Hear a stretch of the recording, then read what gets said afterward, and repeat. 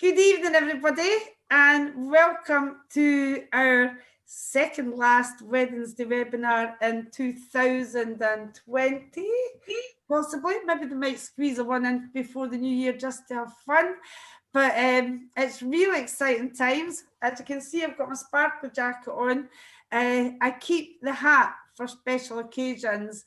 And especially because there's a hat meeting this weekend, I didn't want to put my hat on and feel as though I was stealing their thunder. And any of these trainings and Zooms that are going out there are really well worth tuning into, I would say that.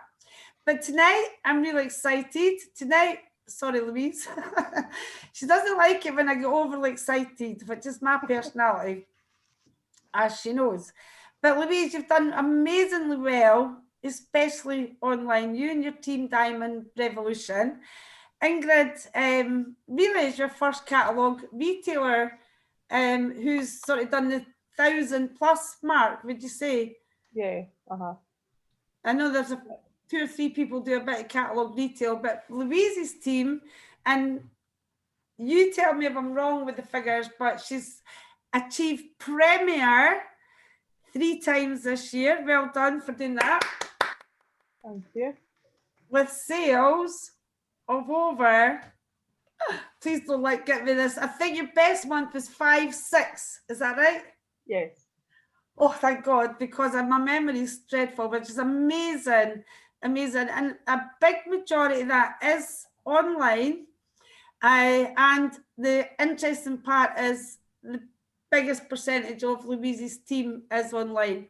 Now, the purpose of this Zoom is not to say don't do catalogues, because if you've tuned into the previous Zooms, you know that the catalogues are performing phenomenal at the moment. But this is an absolute another really massive, massive ace that we have here. And I think I'm over talking it. So I'm going to put you over to Louise. I'll make Louise host. Make sure I've not got anybody that I've not let into the room. Louise, you might have to keep an eye on that when I make you host. I'm not promising. We don't see it, so Hi, I'll get carried away. on you go. It's over to you, Louise. Right, okay. I'm going to attempt to share my screen in a minute. I don't know why, but this always happens to me when on Zoom. Every time I hit share screen, the other tab never appears, and I don't know why. It says I'm screen sharing, but I'm not screen sharing. Hang on, I'll try it again. This is why we have edit hen.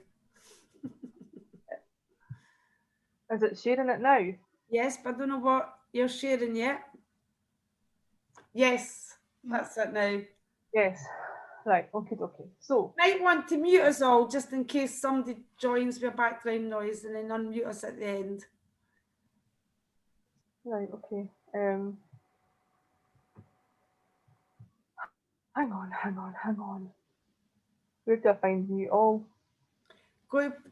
Don't worry about it. There's no noise. Let's just go for it. Right, anyway, okay. So, yeah, as Lynn's just said, the beauty of this business is you've got options, you've got choices, you've got catalogues which do really, really well, and so does online. And the key to both of them actually is consistency. It's the same thing applies to both. Now, tonight I'm going to. It's not that long a training actually, to be honest. But first of all, I'm going to talk to you about Facebook, because obviously that is primarily what we all use, and that's what we teach people to grow their businesses. So Facebook is one app, one social media app, and just look at all the options that you've got within that one app to sell.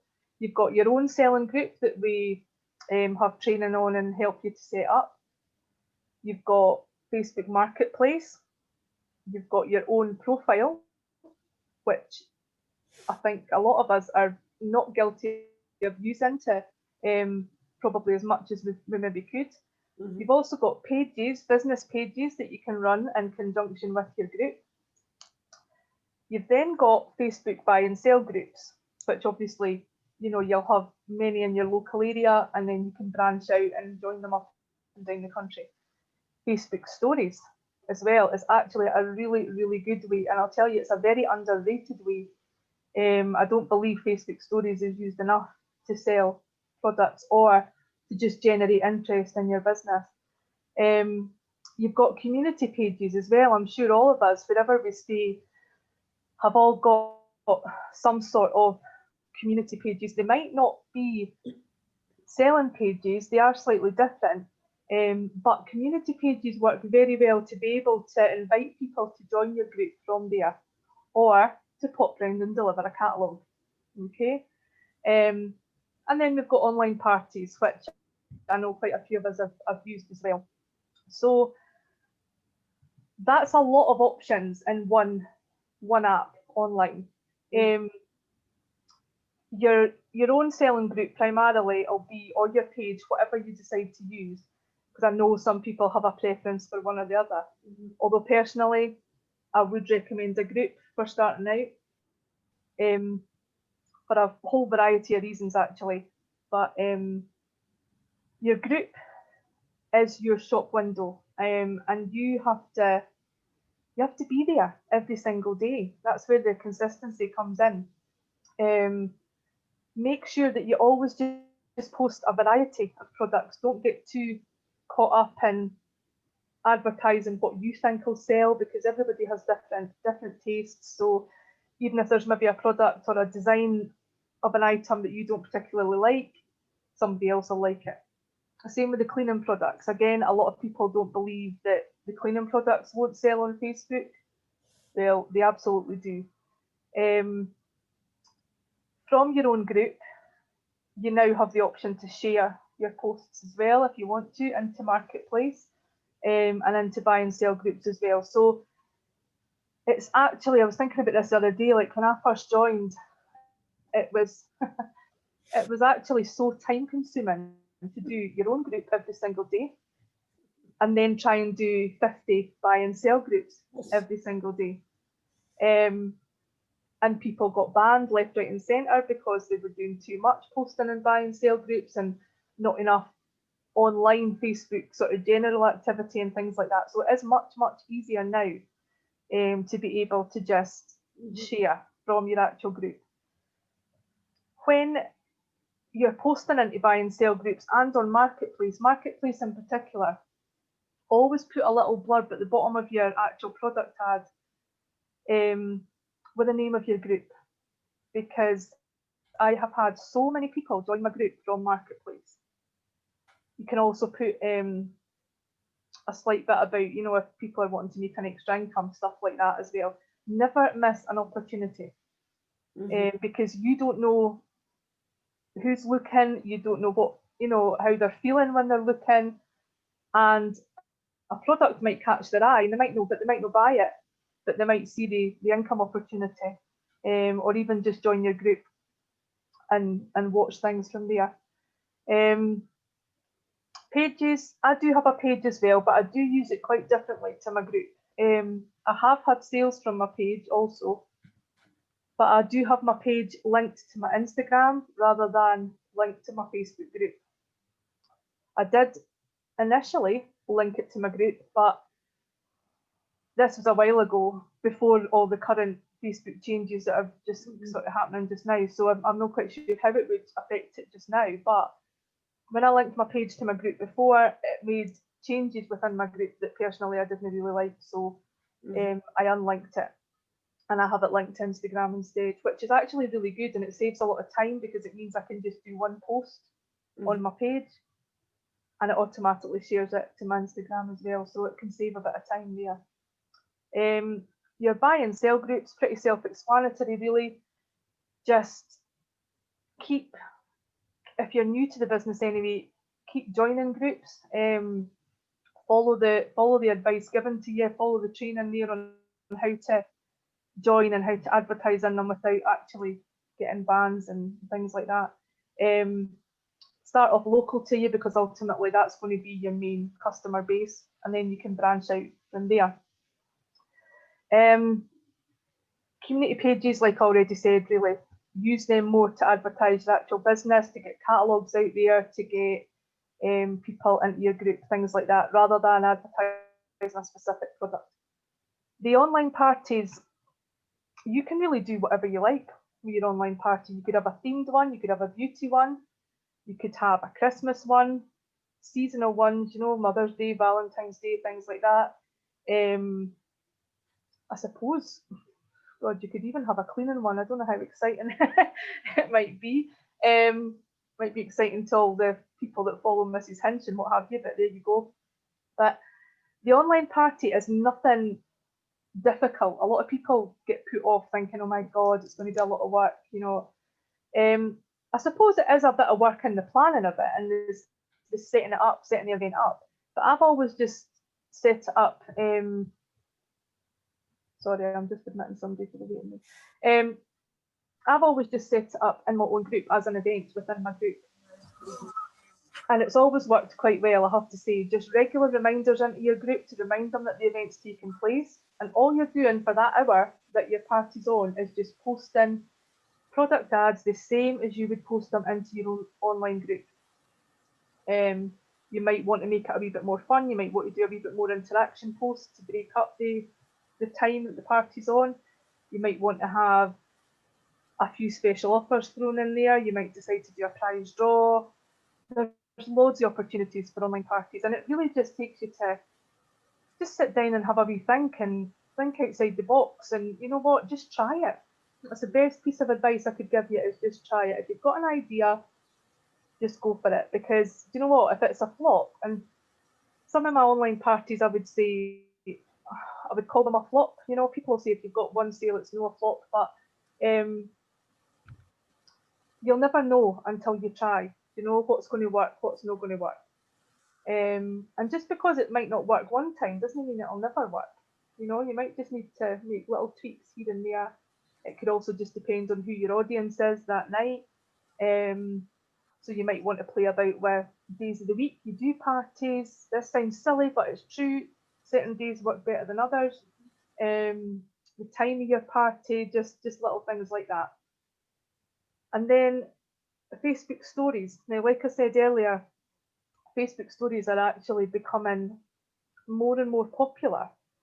Do you mind if I ask a question here? Because I don't think that many people are actually going to know what the stories are. So, well, when you're on, yeah, whether you're on your laptop or on your phone, but like for example, if you're on your phone, you know, they come up along the kind of top of the screen, people that are your friends, and in a little sort of rectangle, and you can click on that. If they posted a story, it'll be up there.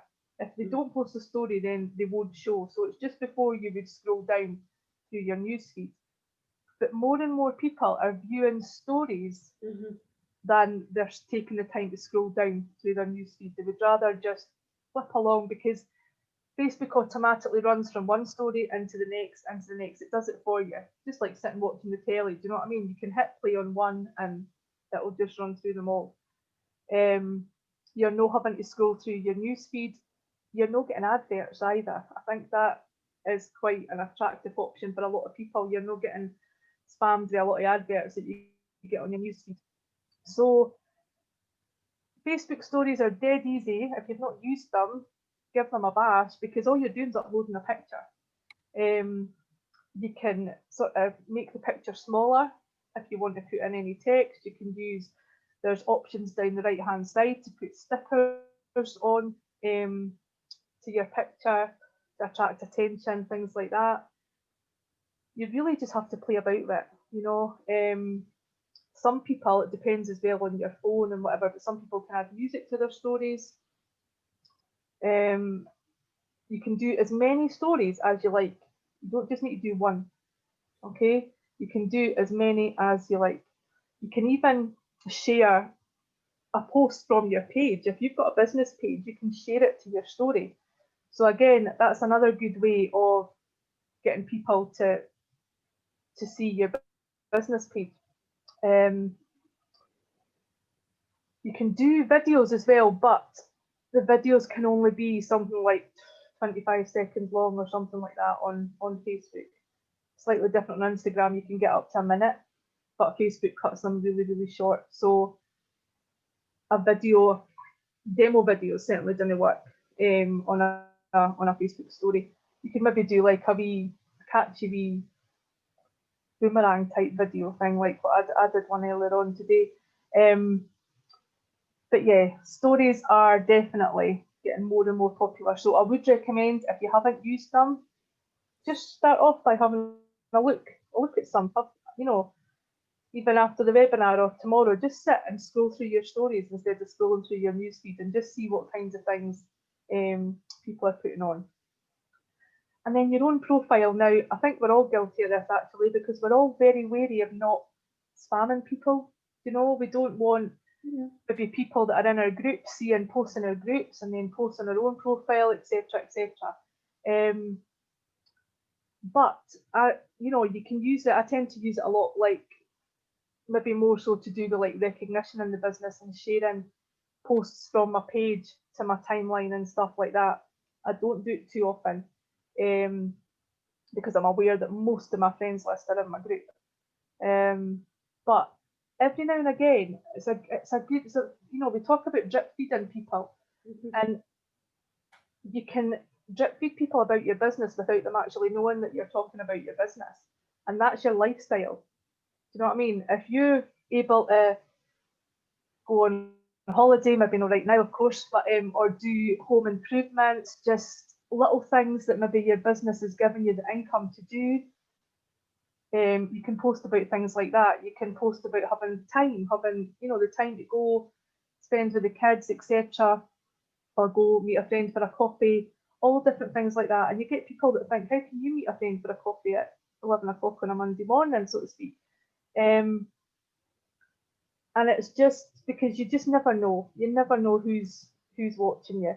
And somebody might regularly think, do you know what, actually, she's doing this week and she only did something else a couple of weeks ago. And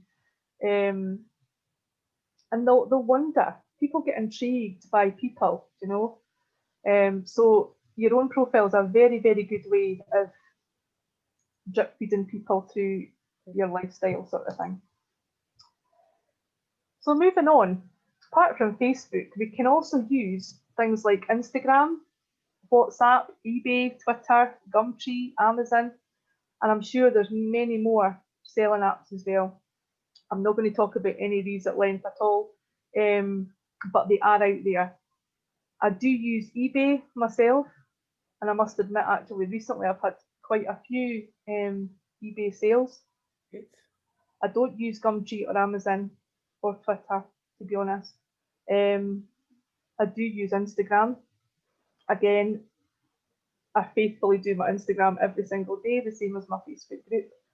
And that's good for just getting the business out there, getting the brand known as well, getting the VBMK products especially known out there. I've done a couple of giveaways now on Instagram, and I don't just mean giveaways for nothing. It's kind of like, you know, people obviously have to follow you and XYZ and whatever. And actually, it was just a stain remover. It was 2 stain removers I gave away, and the people that have actually won them have done some fantastic stories on their Instagram with using the products. And the reach on Instagram for things like that is just phenomenal. It is so much more than Facebook. So it's really, really good. And then you can go down the whole route of an actual Instagram shop and things like that, which you have your Facebook page linked to. But that's a whole other training in itself. Big training. But like I say, do you know, if you're just starting out or whatever with online or with Facebook or with the business, just get to grips with Facebook first. And then, you know, you might already be a whiz on eBay, so that might be absolutely fine, or you might be a whiz on WhatsApp, etc. But get to grips with Facebook primarily, because that is where you'll certainly find the most sales on Facebook, and it's the easiest out of them all to get established on. moving on, I've just sort of said, you know, brand yourself. You know, it's not just about Viva MK, it's about you as well, and your business. So give yourself a name that you like, because if your group grows quite quickly, Facebook might not let you change it. You could have a little logo if you want as well. And the other pick on the other side with the 3 products, that was, at the time I made these slides, that was my cover picture on my Facebook group. Now, your cover picture on your group, you can change it as often as you like. And I would recommend you do change it fairly regularly, because when you do, every single person in your group gets a wee notification, a wee ping, a wee reminder about your group. So it's always good to change it when you're maybe going to pop up a few ads immediately after that. Your group name, you don't change your name as such, but you can add little bits onto the end, like you could add even an emoji onto the end, or something like Christmas catalogue out now. I think at the moment I've got delivery available UK wide, something like that. You can only change these little add-on bits every 28 days. But again, work it to your advantage, because when you change it, everybody will know you've changed it. So all these little things that sometimes you sit and you can be sitting listening to me and you think that doesn't sound very exciting, but it all helps. It all helps you to get people looking at your group. And then I've got 2 different sort of style of product ads actually that I probably use the most. I've got the sort of edited picture with the majority of the information on the picture, like the string lights there. I've got the price and I've got what they are is on the actual image, and then just a little description up above. I don't usually do big, huge descriptions in my group because I find most people don't read it, to be honest. And you also want to encourage people to comment and to ask you a question, because obviously that's good for interaction on your page and on your group. And then across the other side, slightly different, it's just the plain pictures with the information and the text, like the price and things like that. But I mean, you'll notice there I haven't said a great deal about the foundation. It's a foundation. That's the price of it. You know, the colours are there for people to see them as well. And if they want to comment or message it and ask you about the colours, they will do so. I know a lot of people offer little tester pots in the foundations. That's always something to think about as well, because the little pots are really, really easy and really cheap to get in bulk on eBay. So that might be something that you might want to think about doing as well. Now, the next couple of slides are actually about Christmas stuff, and I know we're kind of getting to the cutting a bit fine stage now, but I'm just going to mention it briefly because it's always good to think about, no matter what time of year it is, you know, and I don't mean just Christmas, but I mean plug into any seasonal opportunities that you have. So I got a hold of some of these little boxes on eBay, and they're actually bigger than they look. They come flat packed, so you make them all up. But they fit, you can see there, they fit a whole wax melt packet in them as well. Couple of nail polishes, there's an eyeshadow palette and a lipstick in another. There's little wax melt samples in another one. You know, the possibilities for these kinds of things, whether it's boxes, whether it's gift bags, is endless. You can do any sort of gift set you want. You can tailor it to any budget you want. I mean, I've had some made up specifically, and I've also advertised for people to let me know their budget and what they're looking for, kind of thing. And gift sets have been a huge seller for me the last 2 years. They really, really have. I've also done things like the gift baskets. Now, these gift baskets I actually bought last year, so I only had a few left this year. And because I was moving house and things like that, I didn't buy any more. I've just used what I had, but I sold them all. This one was made up with the Christmas themed hand soap, hand sanitizer, and a hand cream in it. I've done sea kelp ones. I've done beauty ones, you know. And then the little organza bag on the other side, I did actually buy these for the wax samples originally, but they're quite big. So in this one, there's actually a nail polish and a lip gloss as well.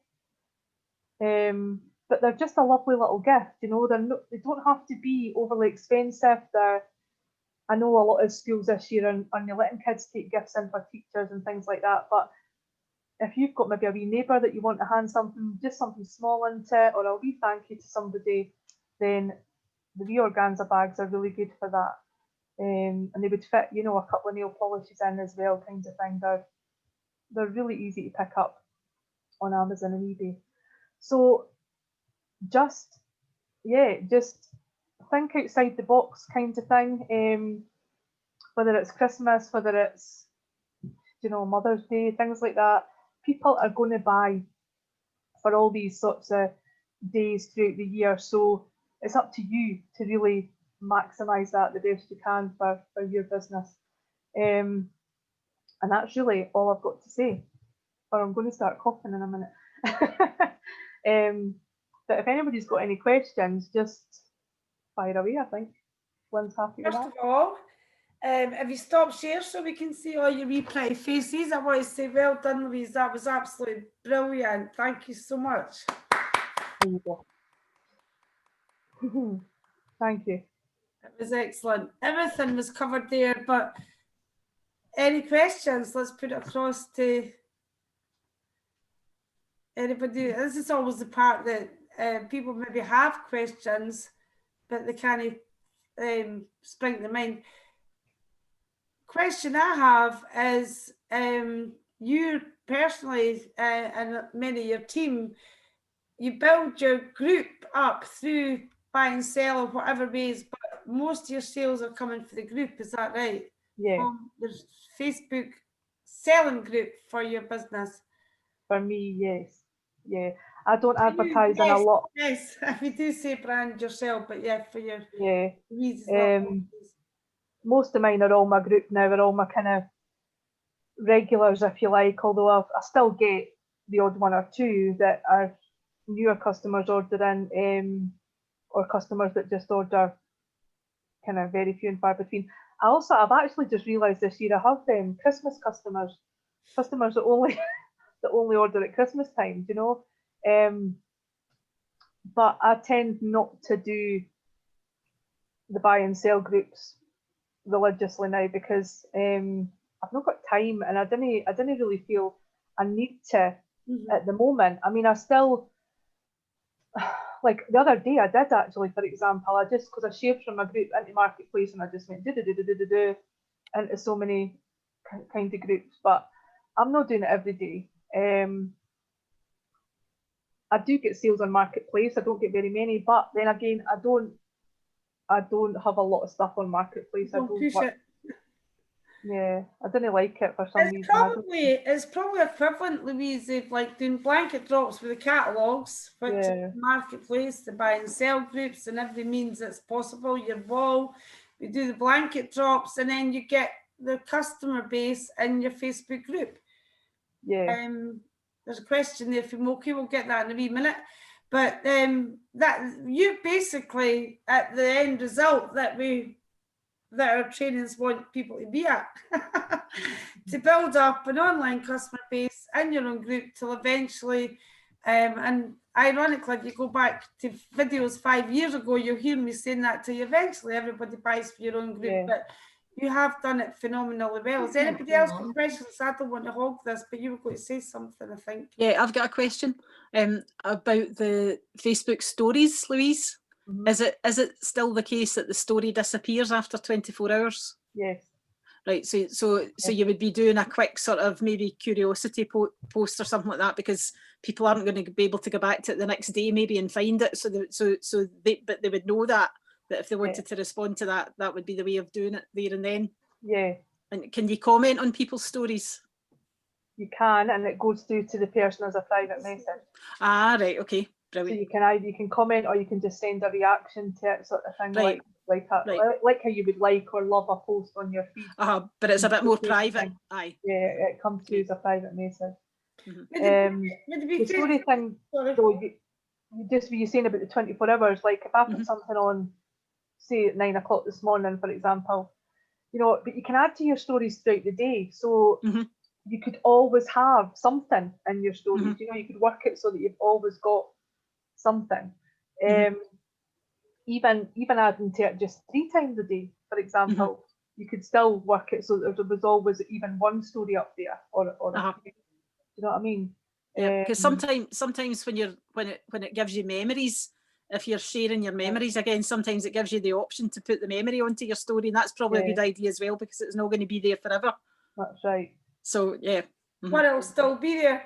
Is it fair to say, Louise, though, that the sharing of the stories is because of the amount of people who view them, and then the way that the Facebook footprint works, if they're seeing your story and they're liking it or commenting it, then they're going to start to see what's on your wall and other stuff.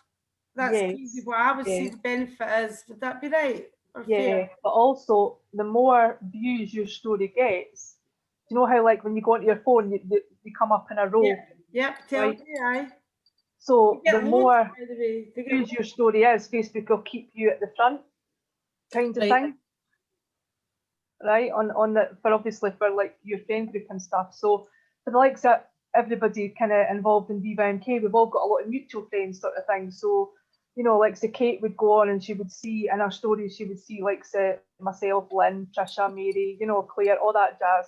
But if Lynn's only doing one story every 24 hours and I'm doing 10, right, and I've got 50 plus views, because you can go on, you can see how many people have viewed it. You can see exactly who's viewed it. So if I was getting 50 views on every, like, all my 10 stories compared to Lynn's one story, then it would rank me on the story thing before Lynn, even if her story had only just gone on and mine's were 5 hours old. Because I had more views. So yeah. So it's something that, I mean, there's a lot of things that we cover tonight. We'll take more questions first, because I'm going to point you to the trainings that are available. But anybody else got any other questions? Communities is what. Remember that chat? Put one on the chat, Lynn. So, oh yeah, Moki had a question. Thank you, Jane.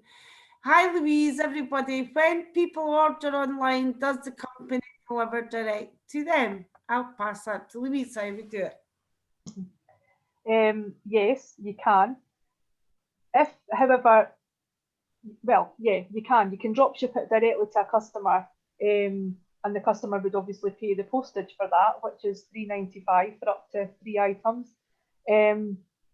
But you would tend to only sort of drop ship it if the customer didn't live locally to you, because if they were local, then the idea is you want to accumulate enough local customers to do bulk orders yourself, through your group and things like that. You get me? So if you were doing bulk orders for local people, then you wouldn't have to have it sent directly to them.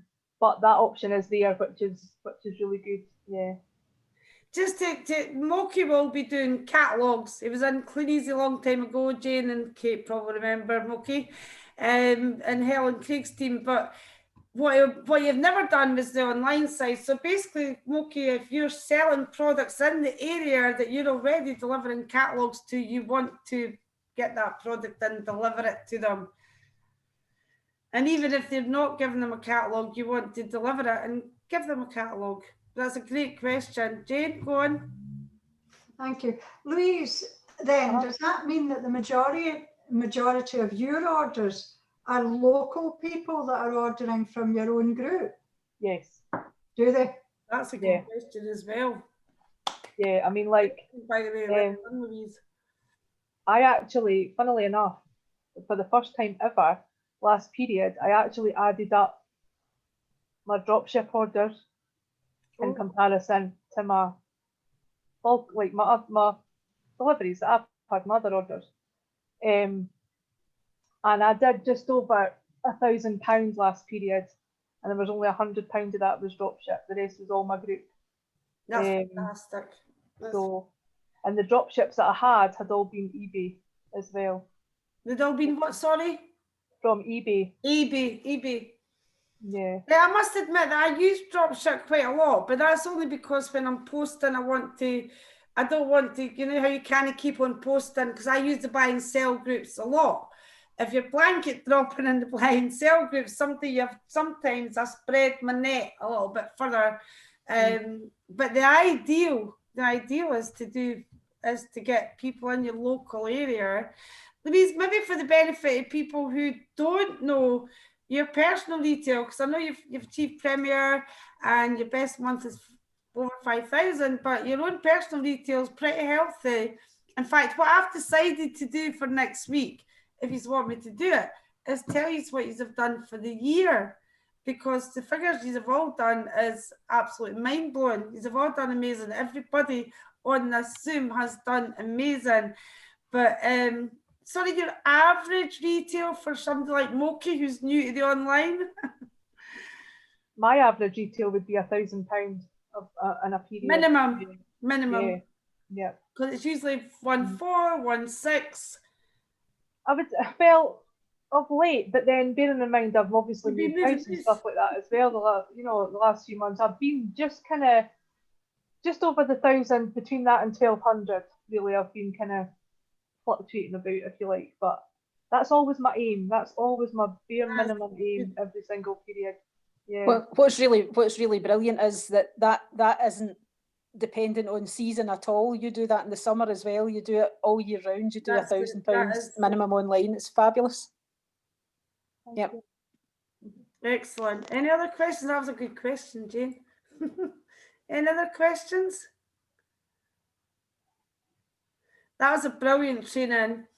Well, there'll probably be questions that pop into your head, but while you're thinking about questions, when Louise was doing that, obviously there was a lot of information there. So just so you know, every single step that Louise was talking about, the marketplace, setting up your Facebook group, you know, how to sell in the marketplace, how to sell in the buy and sell groups, and sponsor as well, by the way, but we'll talk about that next time, because each of these opportunities, how to do a party, I'm trying to think of everything that was on the Facebook pages.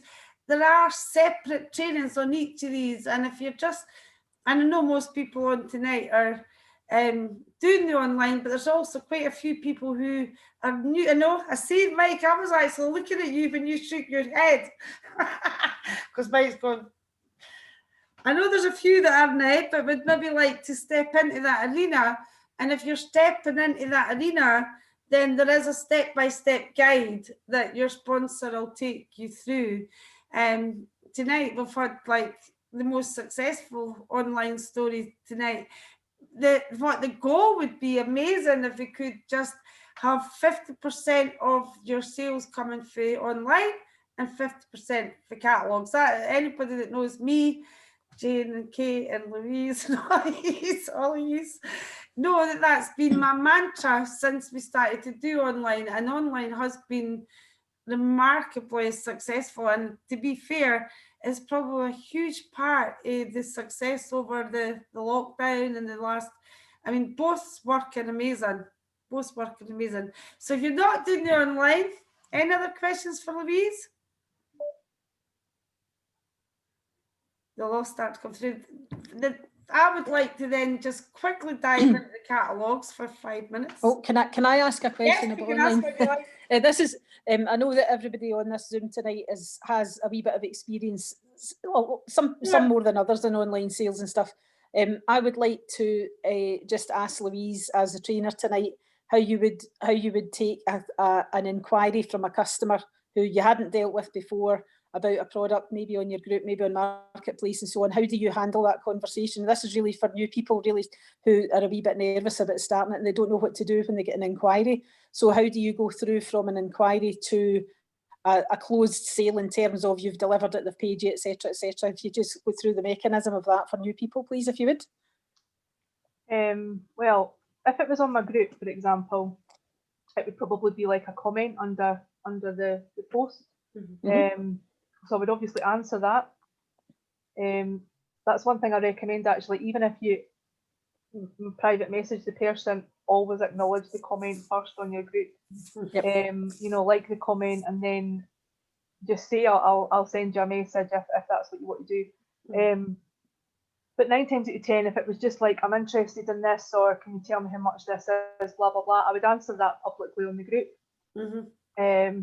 And then if they said like how much is postage, etc., or can I order this, then I would say to them that I would private message them, because I don't know whereabout in the country that person is. That's the first thing I always think about as well. Where are you? Yep. I mean, yes, I can order it, but what I need to tell you next depends on where you are, sort of thing. Yep. So once I've determined their area, if they're local, then obviously I would just say to them that I can add it to my order, sort of thing. What I do now though with new people is, even if they're local, is I offer them to pay on order rather than on delivery. I really only do the payment on delivery with some of my regulars that I've had, you know, from 5 years ago, because I know I never ever have a problem with that. So I would offer them, you know, tell them how I take payment details, which is either bank transfer, PayPal, or the card reader, the Sum Up card reader now. And then once they've paid, I would just tell them I'll be in touch when I have the order. I never ever commit to a delivery day with somebody online at that stage. I say to them that I will message them back once I have their order.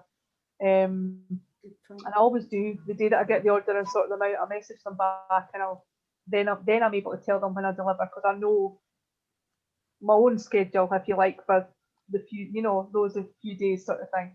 If it was a drop ship I was having to do, if they were a wee bit further away, then obviously it's just very, very similar, but you've got to add your postage in there. So again, just the cost plus the postage and the methods of payment. And then once they've paid, tell them that their order's been processed and it'll be with them in a few days' time. That's really what I do. Right, two things, and before I forget, that's a really, really valuable point, because if you give the delivery date before you've got the commitment and the payment, or at least if you're doing it personally, then if they take a day or two and then but I thought, I wanted it by Friday. So that's just I hope you don't mind me saying, that's a small thing that makes a big difference. And I can't remember what the second one I was going to say, so I'll put it forward to somebody else till it comes back to me. Yep, it's really useful for new people to know, as Louise has just covered, exactly how what the mechanism of somebody ordering from you online is, because a lot of people are a wee bit nervous about that until they've done it. But it's really, really important just to have the posture and always be in charge of that, as you know, Louise has just said, and just, you know, you're the one with the business, they're the one that wants your product, and you tell them how you conduct your business, kind of thing. Yeah. That's where it's hard for new people though, but you have to sound confident. If you want somebody to buy off you, they've got to trust you. So you can't be sounding a bit kind of unsure about your payment. I'll do whatever you like and deliver it whenever you want me, no. Aye. You know, so have your methods of payment, everything decided on how you're going to take payment and stuff up front, because if you can come over sounding confident, then that's all the easier for them to trust you and know that you've done it before, sort of thing. And that does give me enough time to remember what it was. It wasn't actually a question, but it was again to just clarify something you said. That's a really, really good point. The temptation when delivering locally is to do the cash on delivery. And that just, I will say that a lot of people do that and it works really well. However, there is the occasion, if you're getting online sales, if you've not got the payment up front, the occasional product does not follow through. It's not as solid as picking up a catalogue order. No, it's not. Until they've paid you that money. And generally, when you're selling online, you get more experience. And I mean, I can feel confident the ones that I know that are going to pay me. And there's other ones I'm thinking, which is maybe a good reason for saying pay me up front. Yeah.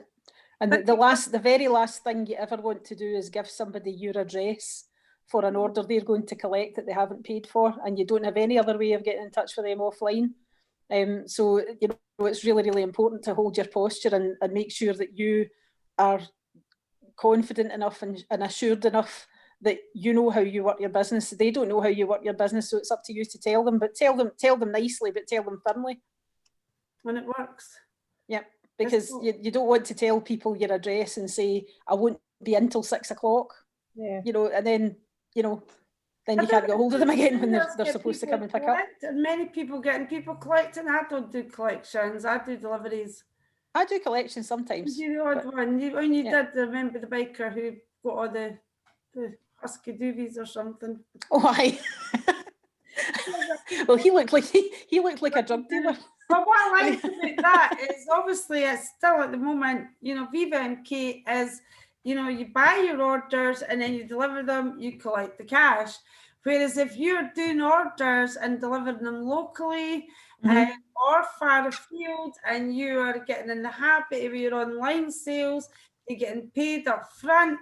What I will say is lockdown has possibly helped that, because I don't know if you've noticed, but what I've noticed, and definitely Louise can, she's nodding, so I think she knows what I'm going to say before I say it. More people are offering to pay. Yeah. Before they want contactless payment. Their catalogue customers do as well. They're assuming that is how. I mean, don't get me wrong. I get people saying I put in a plastic bag and hang it on my handle. I've done that. I don't have a problem with hanging it on their handle. But as Louise says, there generally maybe somebody that's bought for you before. Yep. But you know, you can deliver to customers and not take payment up front. There will be the odd one that will cancel.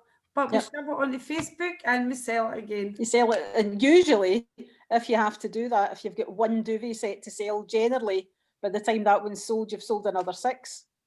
Because more people are seeing it. That's right. So you don't just get one sale out of it usually. That was brilliant. That was a good training, Louise. Yep. Thanks so much, Louise. That was great. Thank you so much. Anybody else got any more questions or anything they want to say?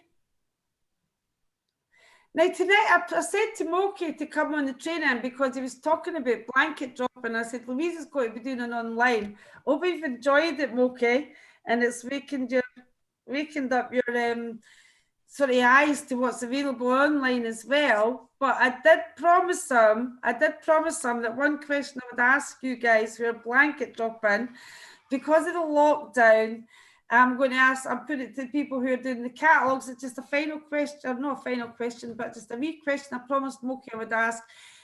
Who's doing blanket drop-in? I know you are, but identify yourselves. And how does the lockdown affect that? Because he's a bit thinking about lockdown. Should we be blanket dropping? How are we doing it? Blah, blah. Who's going to go first? Well, I'll pick on Amanda. I'll pick on Amanda first. Amanda, thank you. Nigel usually pops his head round when you say his name. There he is. Yeah, there you go. Here he is. Yeah, we've been blanket dropping all the way through. Picked up quite a few new customers. Yeah, all the way since March? Pardon? All the way through? Do you mean all the way through since March? Yeah. Yeah, we carried on all the way through. Yeah, people just didn't mind. You know, we haven't had no problems. We've just stuck to the guidelines of what you have to do. And yeah, people are quite happy not to go to the shops, just to buy off us. Yeah, so and we've got a bit, you know, built a bigger customer base because of it. So yeah. It's question, Amanda. Well, am I right? Because my memory is terrible. But you guys had a clean easy customer base, but it kind of frittered away. Is that right? Yeah, we did. Frittered away. So they started with not too many clean easy customers, because a lot of us started with clean easy customers and we're servicing them and we've worked to that. But that one was quite a lot of blanket dropping and not so many customers. What's the picture now? No, it's quite glossy. Yeah, we dwindled away to about 80, I think it was. 80. Yeah, 80 we've got close on 500 now. Woo. So yeah, it's really building quite quickly, quite fast. You know, and more people are coming on board. We've done some online, but and we've had sales online. Online would work better if I did. But you're already working really hard, darling. So don't. Yeah, I'm doing two jobs, but yeah, I think once once I give it more of my time, then that would work better as well. But I am a cataloguer. There's no doubt about it. I like to be out there, and I like to, speak to people and be more face to face. I like the social side of it, of being and meeting people, and running little errands for people and doing things. I like to be with the society. So that's just me. It's personal preference. It is personal preference, and Yeah. you can get the same social side online, but some people just it's just this. That's it. It is preference. Yeah. But the thing I liked about Amanda and Nigel's story, as you see, they'll pop up again. Yes, Will. Is the fact that I do remember that your customer base had frittered away. You didn't have very many. So this isn't an old, revived, clean, easy customer base, because many of us have worked hard to revive, not as I'm saying us, many of you, have worked really hard to revive your clean, easy customers. But you've also got new VMK customers, and that's not going out and getting masses of customers every single week. That is just going out consistently. Nigel was putting out 100 books 5 days a week. Then he wanted to do it 6, and then he did it 7, and then he hurt his knee. Yeah. He had to stop. But despite that, what's your last 2 or 3 months retail figures? And that's including the bad knee month, which was last month. Yeah, this month I think it was, as a team we did 3.5. On our own we did 3.2. The month before that we did 3, just 3,000, I think it was. Right over there. And I think that the month before that, as a team, we did 3.2. So it's been 3,000 for the last 3-4 months. But I'd like to add that Nigel has been out for the last 2 weeks. I know he has. Since his knee, and he's got 2 new customers in that time. It's been quite not quite as what's the word? It's been crap. I was on about 2,500 books. Why does it say it's been crap? Yeah, we've lost loads of books. He's done about 2,500 catalogues and got 2 customers. But it's not about that. It's been a nice walk. All of a sudden, I would just have an influx of people coming. That come from different ways. They might come through people I know. They might come online. That come from somewhere. The work's been put in, so we will get something back from somewhere. It doesn't necessarily have to be from what Nigel's activities have been. It can come from other activities. Definitely. So you just keep at it. It doesn't matter. And at the end of the day, the Christmas books are out there in all those houses, and they're not in my house. So, and somewhere somebody's going to pick up the phone. It might be in January and say, "Can you still get this item?" So our phone number's out there, our faces out there, Viva's out there, on all those doorsteps. So it's advertising as well. Yeah. I also flyer as well whilst I'm there. And they've had flyers to join the business. So the flyers have all got Viva MK on. So, we're doing not only doing cataloguing, we're doing flyering at the same time as cataloguing. So everybody gets to know that we're looking for people. We're looking for people to buy from the catalogue, but we're also looking for people to join the business at the same time. That's exciting, isn't it? It's exciting, but the thing that I love about that is the fact that it's not all rosy in the garden. You've got good pickups, you've had bad pickups. There's only been a couple of customers this week. How many customers did you get last week, the week before? You went from 80 to 500. But forget the amount of customers. We're talking about £3,000 worth of retail here. Yeah. Which is phenomenal. It's phenomenal. Well done, guys. Thank you for sharing that.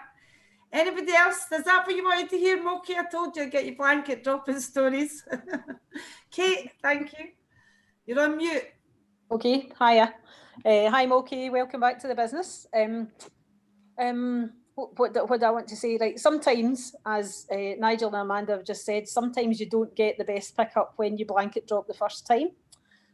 We did a blanket drop in November last year, just over a year ago. We did 100 catalogues. We got one order for £28. That one customer, since last November, has so far spent £1,600 with us, because our first order was £28, our second order was £49, our third order was £73, our fourth order was £100, and so it went on. I delivered to her on, what day is this? I delivered to her on Monday morning, £104. That was the third time she'd spent over £100, and that one customer was well worth losing. You know, we lost about 30 catalogues in that blanket drop. Didn't take us long to do it, didn't take us long to pick them up, and that one little diamond of a customer, who's half of our age, by the way, and she buys from every catalogue. She buys personalised, she buys personalised. We wouldn't put personalised out in a blanket drop, but she buys beauty products, she buys Christmas products, she buys cleaning products, absolutely everything we show her, she'll buy. And on last week, we did a blanket drop in 2 tower blocks. We did 160 catalogues, and we got one order for £17.50. But the number of people in those 2 tower blocks who were full of pensioners who looked at the catalogue, if you take a note of that as well, and that's a really good tip from Jane White as well. Don't just look at the ones that give you the books back, but look at the ones who looked at the book, because when you go back to them a month later, you're only going to maybe give books to the people that gave you the book back. But if they've looked at it the first time, they might order the second time or the third time, etc. So, don't ever take your first results in a blanket drop as being the only results you'll get from it, because you just don't know what it's going to lead to. So we've had blanket drops of £2 a catalogue as well. Quite recently, 3-4 months ago, when the Christmas book first came out, we did a little blanket drop, and we get £2 a catalogue in a blanket drop, which was absolutely phenomenal. And what I would say at the moment, I will shut up in a minute, but what I would say at the moment is you can get little stickers from the printing company, Moki, to say that the catalogue's sanitised before use.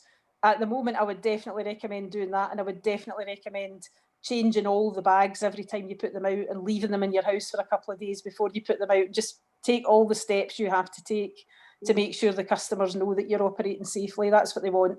Yeah. When we go back to customers who have bought from us, they then go into our customer base, and we use things like newsletters and different stuff like that. Make sure we keep in really good communication with them. And that's how we've built it over the years.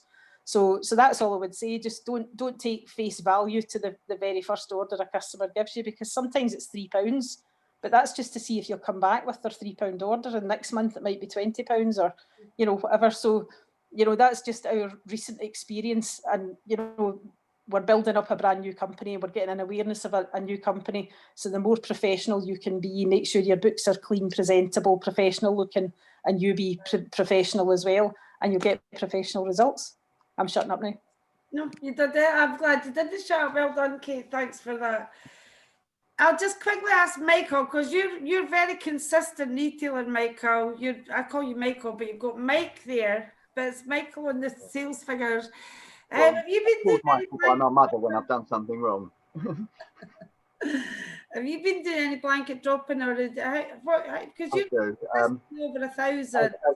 Kate was saying something. You lose some of your old customer bases from Clean Easy and stuff. So I've now adopted. I do 4 weeks where I'm doing my customer bases, and then 2 weeks I do blanket drops. And as Kate said, so you get such wild results. But I only work on a couple of 100 books because I haven't got a lot of time messing around. So I do a lot of granddaughter sitting, and of those, some weeks you can get absolutely nothing. But I get every now and then you get a real surprise. And say the last, in fact, I picked up a couple of orders. The last blanket drop, sort of 200 books out. The first time round, I got sort of a couple of orders, but there was a couple of stragglers. And one of the stragglers has ordered about £300 worth of stuff, which is absolutely enormous. But unfortunately, there's a load of duplicates, so it's turned out about £220 worth in the end. But sort of I think anyone would say yes to that. Yeah, that's amazing. That's amazing. That's a good wee straggler, Michael. Yeah. That's a good So wee straggler. You let's can say next year, they'll all the customer bases or the blanket drops will be transferred into my customer bases. Yeah. And Yeah. like Kate says, I always take a record of people that actually mark that they've actually looked at the book. Yep. And I sometimes, if I've got a chance, I'll go around the day after I put them out, just to see if people have dropped them out early. And so that saves a lot of time because I can get more books out then because they can go straight out again. Well, the back of you again, awful list. Awful list. Well done. But Michael's consistently over round about, but always over, occasionally under, but always £1,000. And I see always steady retail. Well done. Yes, and I'm guilty of not doing any online.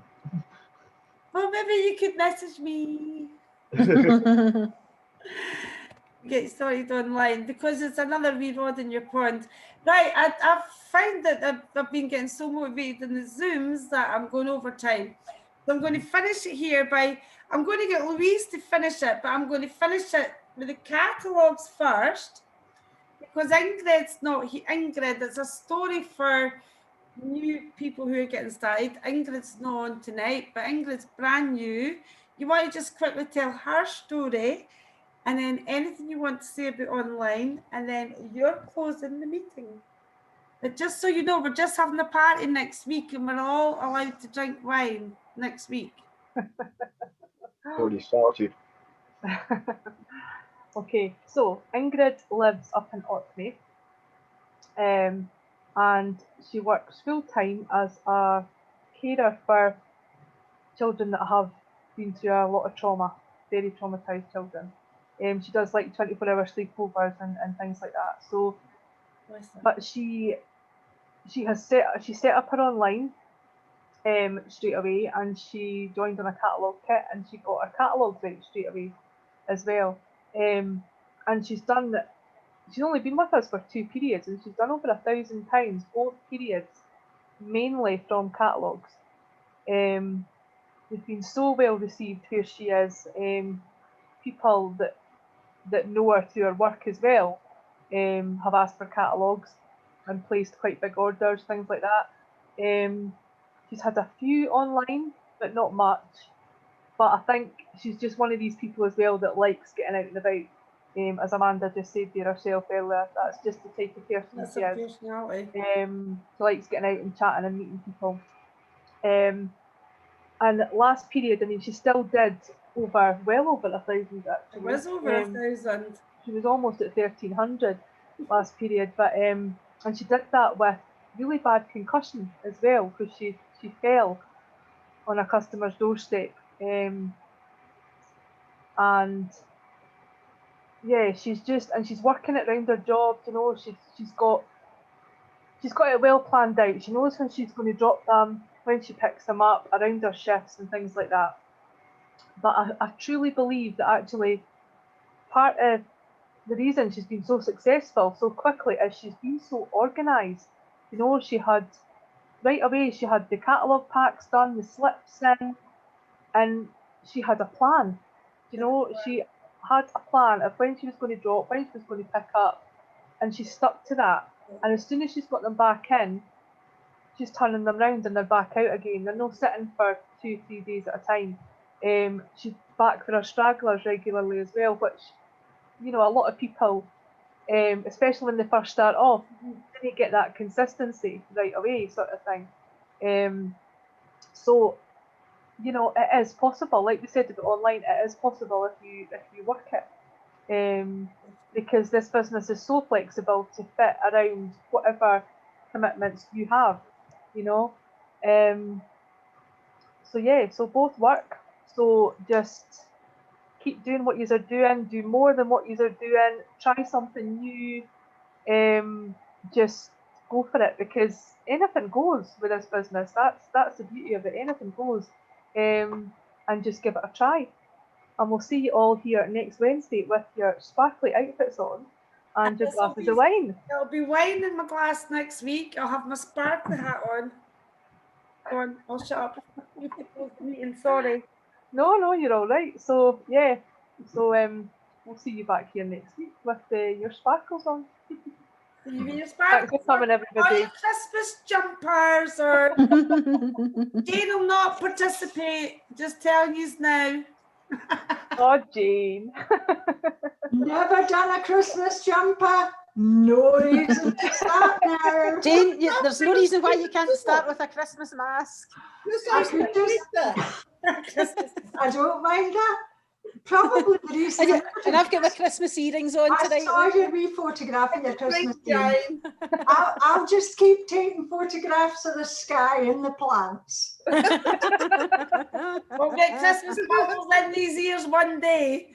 Thank you so much, Louise. That was tremendous. Thanks you. a million. That was fabulous. Bye. Thank you. Thank you. Bye. Bye. Thank you. These are the Bye.